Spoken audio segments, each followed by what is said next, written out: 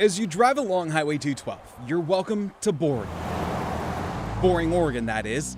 And despite the adjective, you might think it's named after. No. The town of Boring is named after a guy named William Boring who donated land for the first school. The ever-important post office was also established, and those helped it earn the name of Boring, Oregon. So that's it? Yeah, that's the whole story. All right, so that's what's in a name. But let's keep this one going with a pretty funny story within the history of Boring. There's the boxing story. That's my favorite story. Bruce Haney is the author of the book Eccentric Tales of Boring, Oregon. He's also a boring historian. Yeah.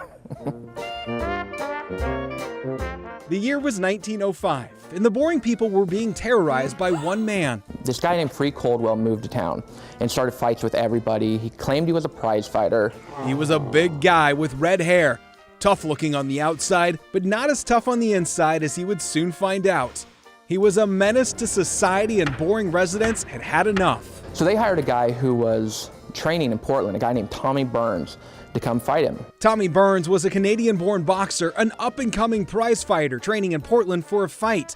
To disguise who he really was, the town had him go by his given name of Mr. Brusso. And the town gave him one rule, like, you can beat up Free Coldwell as much as you want, but don't kill him. We don't want to pay to bury him. A crowd gathered to watch the town bully hopefully get what he deserved. Tommy Burns actually plays it up.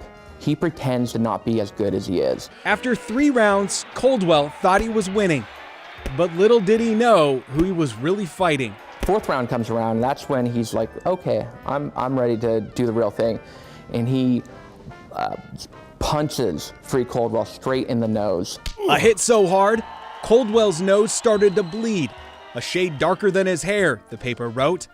Then in the 5th, Burns stopped playing around and gives him a punch to the gut. He jumps out of the ring. Coldwell cried foul, saying, "That's no fair to hit a man in the stomach." Because Coldwell refused to get back in the ring, Burns was declared the winner, taking home the grand prize purse of $4.90. The headline in the Sunday Oregonian the next day reading, "Just a quitter." And that's what he was known for in the town of Boring from that day on.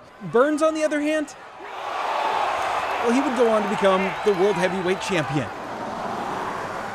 The name may be boring, but its history isn't dull.